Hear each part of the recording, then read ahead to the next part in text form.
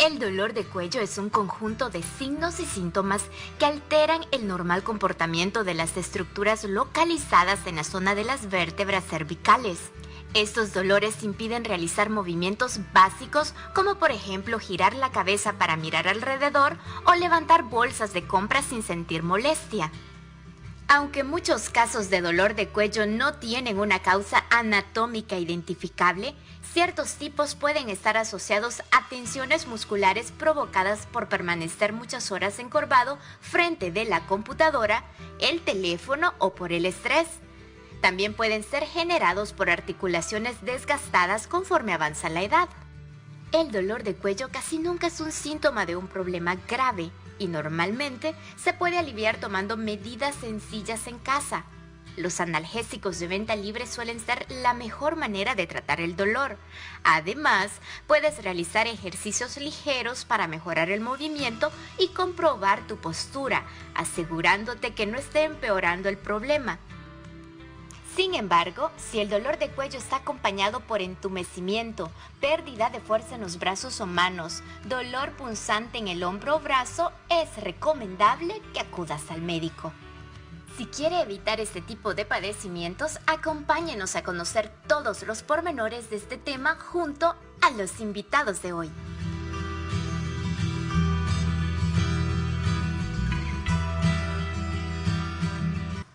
Bueno, amigos de Salud TV, y precisamente gracias a Ultra 12 Plex, este es el tema del día de hoy, dolor de cuello. Así que eso vamos a estar conversando. Dolor de cuello. ¿Cuántas veces usted que está en casita no ha tenido definitivamente este síntoma, esta molestia tan tremenda que es el dolor de cuello? Y bueno, uno se preocupa porque dice realmente cuando solo un día, ¿será que dormí mal? ¿Será que tengo algo? ¿Qué voy a hacer? El dolor de cuello se extiende, después me duele la espalda. Bueno, todo eso vamos a estar conversando este día con nuestras invitadas.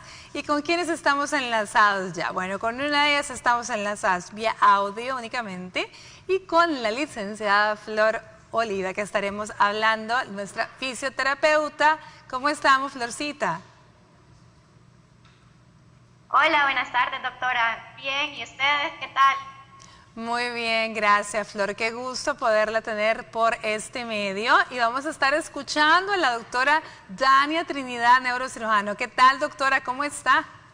Hola, buenas tardes. Un gusto aquí acompañarles. Somos fans del programa y nos agrada ayudar a las personas, especialmente con estas enfermedades. Bueno, definitivamente un gusto, doctora, poder conversar con usted y poder estar acá enlazados con Florcita. En definitiva, el dolor de cuello solo es un síntoma que puede significar muchísimas cosas, doctora. ¿Cuál es el abordaje que ustedes, porque normalmente por dolor de cuello uno puede ir o directamente a donde el fisioterapista porque de pronto yo siento que puede ser estrés, o de pronto uno va con dolor de cabeza y más, incluso al neurólogo, al neurocirujano, al internista? ¿Cuál es el abordaje? Dependiendo, claro está, si llegan con usted, ¿cuál es la línea de acción, el protocolo de acción? Vaya, primero aclararle a nuestros habientes, nuestros televidentes, que el dolor de cuello siempre lo más recomendable es que lo vea un médico calificado. En este caso tiene que ser o un neurólogo o un neurocirujano y por supuesto acompañarse del área de fisioterapia. Son nuestra mano derecha, por decirlo de alguna forma, en el aspecto de columna, ya sea cervical, dorsal. La mayoría de personas pues acuden al médico que tienen más a la mano y el tratamiento que estos colegas les brindan usualmente es sintomático. ¿Qué quiere decir esto? Me duele, le doy para el dolor, siento inflamado, le doy para la inflamación, siento rígido, le doy un relajante. Pero si nosotros no abordamos la causa, de nada va a servir el manejo sintomático porque la causa sigue y no vamos a obtener la curación. Por lo tanto, nuestros pilares se basan en identificar qué produjo esa enfermedad o ese dolor. Una vez se identifica, obviamente le damos para los síntomas, pero buscamos la causa. Al identificarla, pues la enfermedad se resuelve.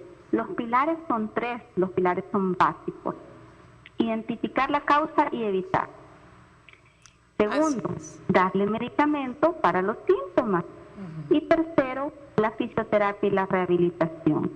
Si no se cumplen estos tres y solo se hacen dos y nos falta uno, el tratamiento no tiene efectividad. Si solo hago uno, mucho menos. Por lo tanto, tienen que ir en conjunto. De ahí la recomendación que mejor busquen el área adecuada. Ahora bien, también hay que identificar que las causas del dolor de cuello son diversas, por eso es importante examinarlos, la historia que ellos nos cuenten.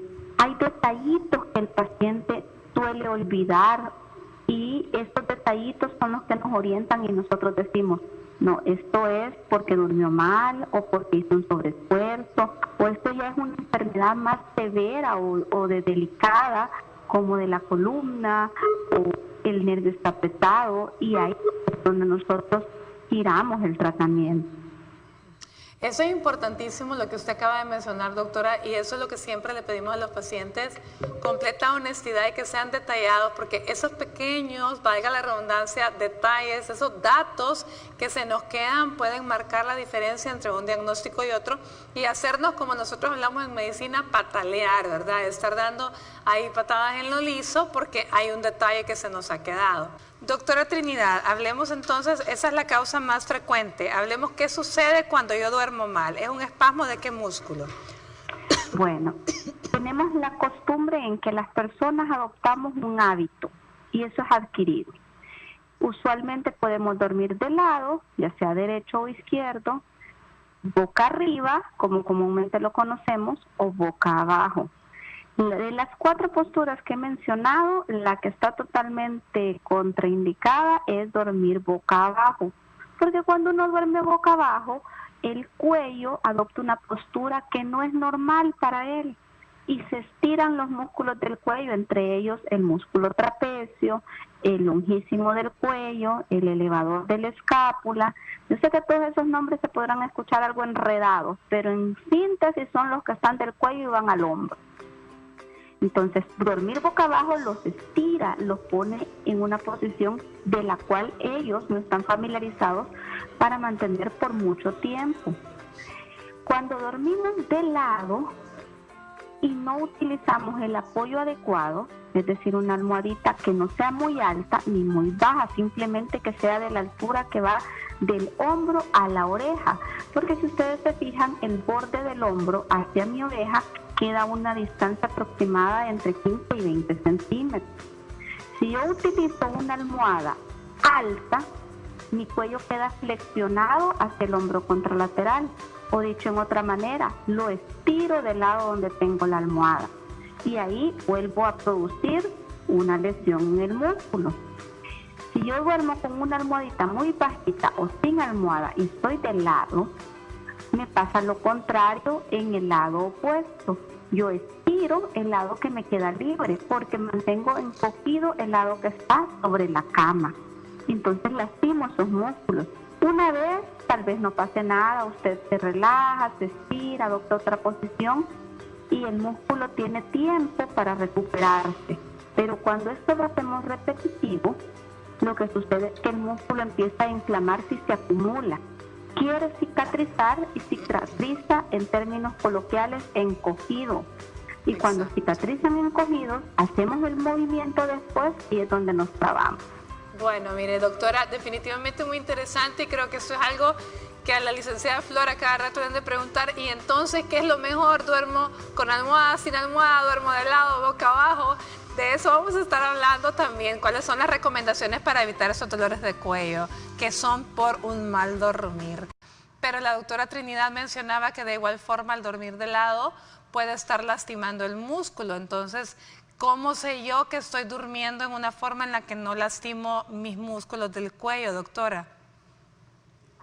Primero, como les describía, identificar una almohadita que sea la adecuada.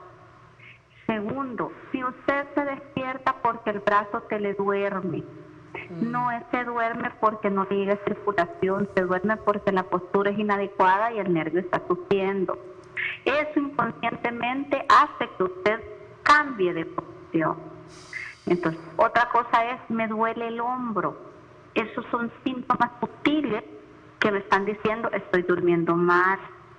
En la noche es imposible que una persona va a dormir en una sola posición. Se acuesta boquita arriba y se puede dar de lado, se puede cambiar hacia el otro lado. Esto el cuerpo lo hace de forma involuntaria.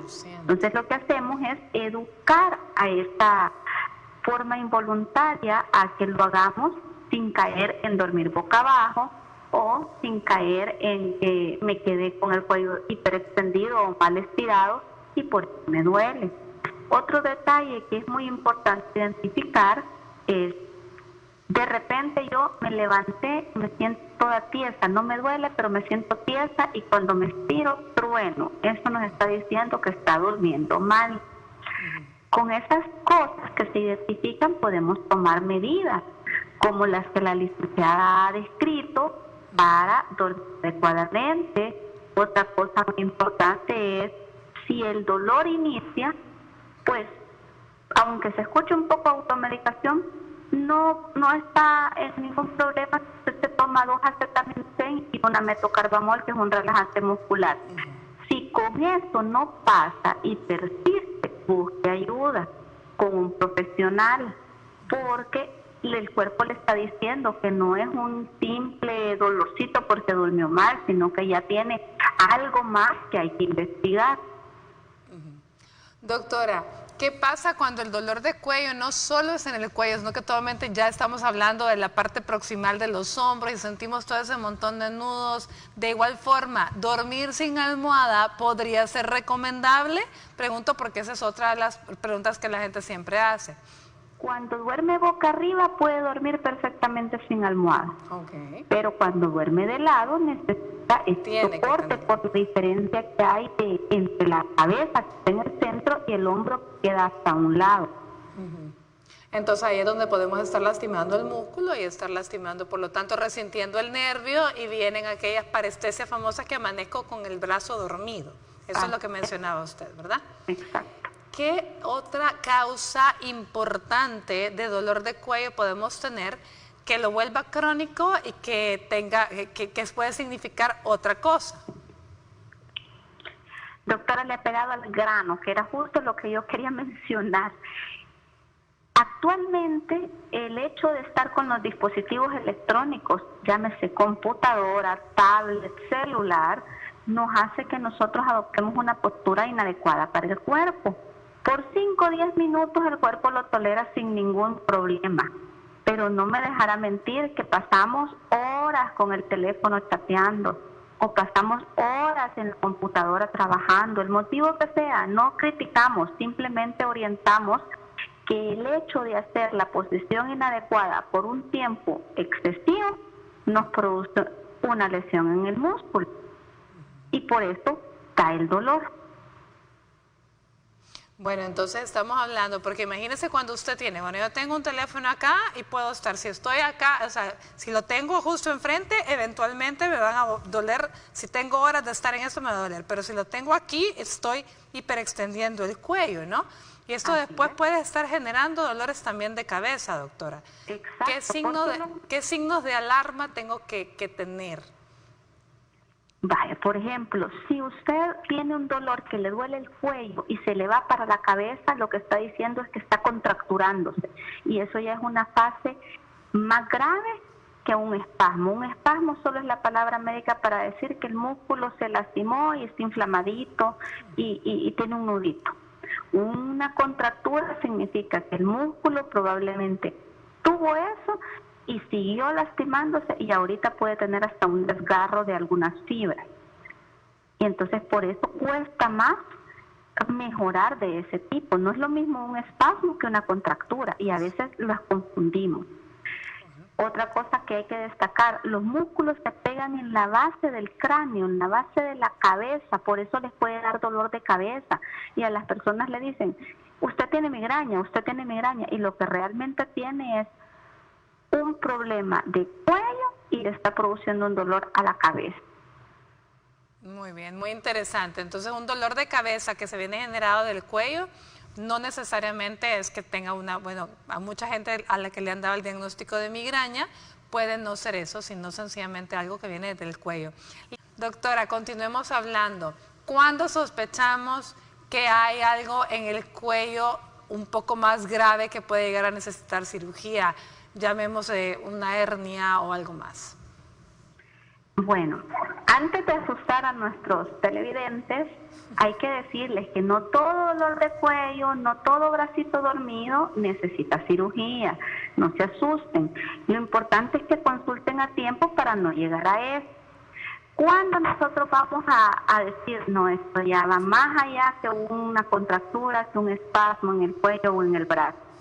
Cuando los dedos se le duermen, no importando la posición en la que esté. Al inicio, es que yo dormí mal y amanecí con la manita dormida y se me despertó con el transcurrir de los días.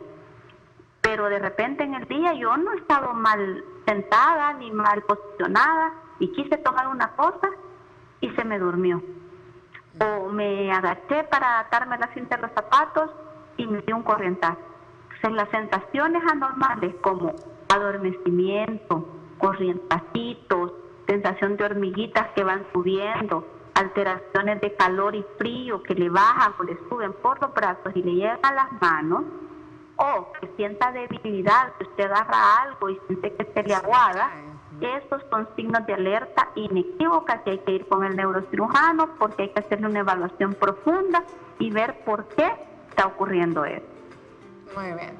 Gracias por continuar con nosotros este día hablando sobre dolor de cuello, un síntoma muy frecuente y más en estos días que hay mucha gente que tiene el privilegio y ser afortunado de estar trabajando desde casa.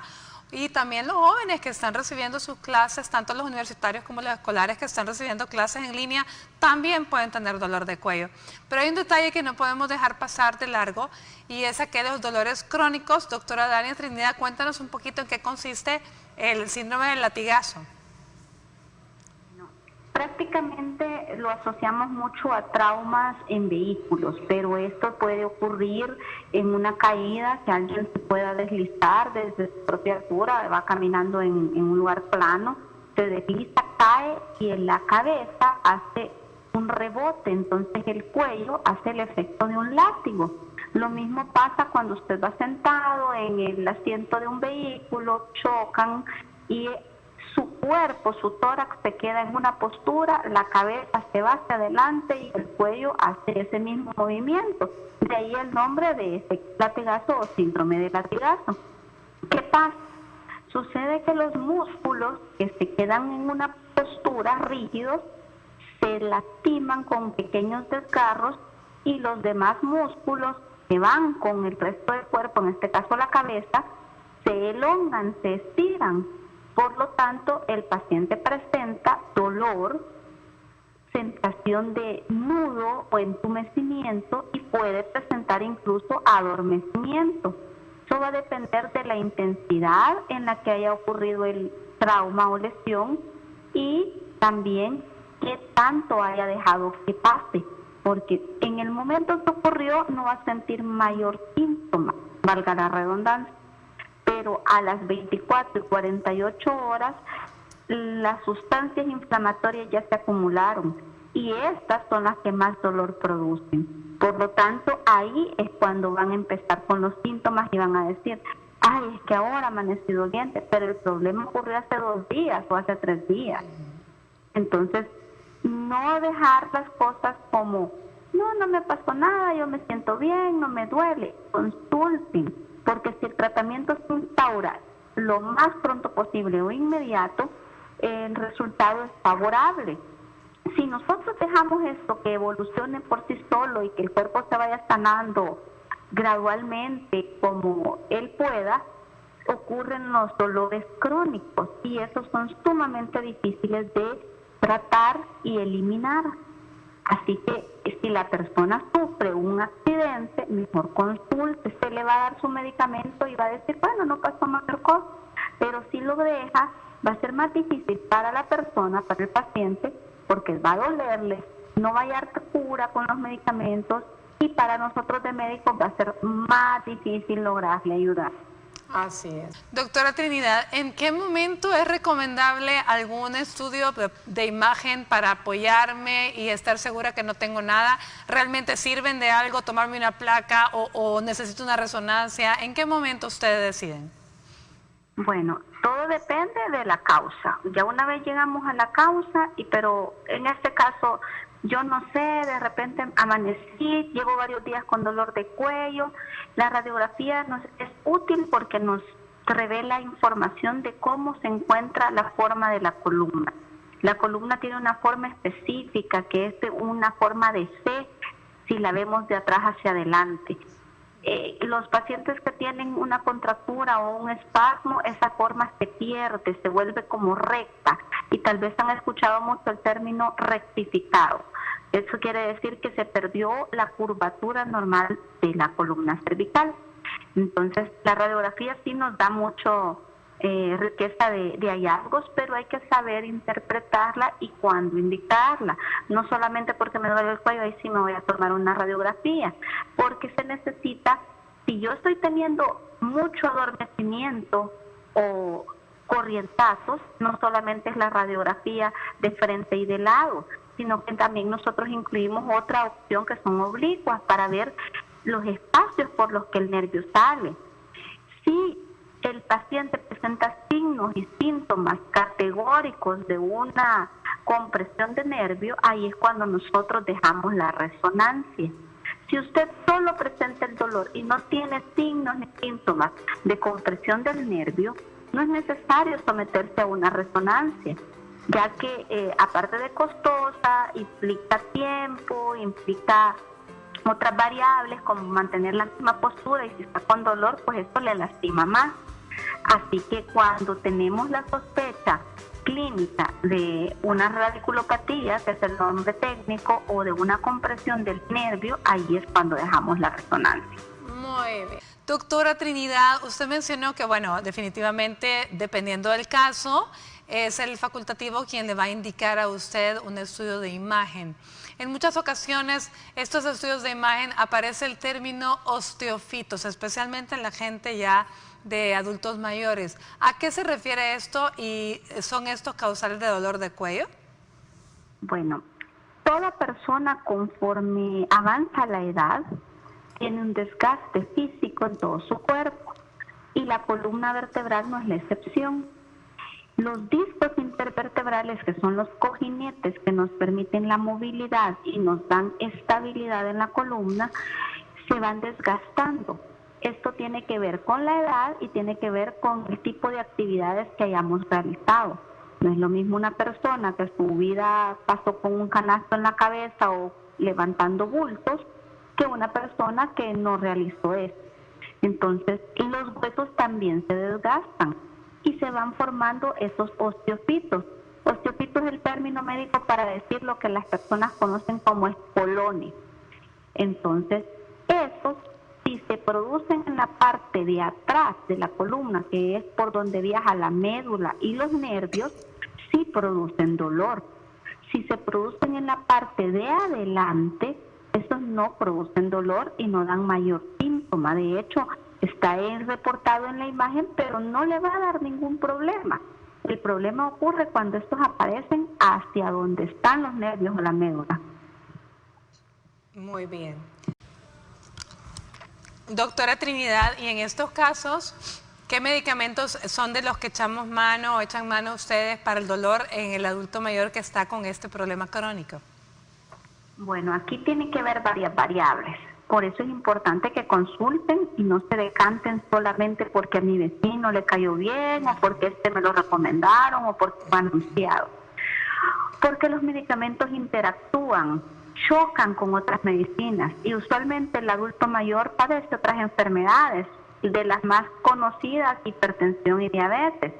Entonces las medicinas que utilizamos, casi todas producen estreñimiento, dan sueño, algunas producen resequedad de la boca. Entonces, es importante saber qué otra medicina toma para nosotros elegir cuál medicamento es el que le conviene a esa persona, aunque sea para el dolor y a otra persona para el dolor, pero si no tiene otros medicamentos, nosotros elegimos cuál. De ellos los principales es un relajante muscular, iniciamos con los más leves como metocarbamol, que por cierto es de venta libre, acetaminofén.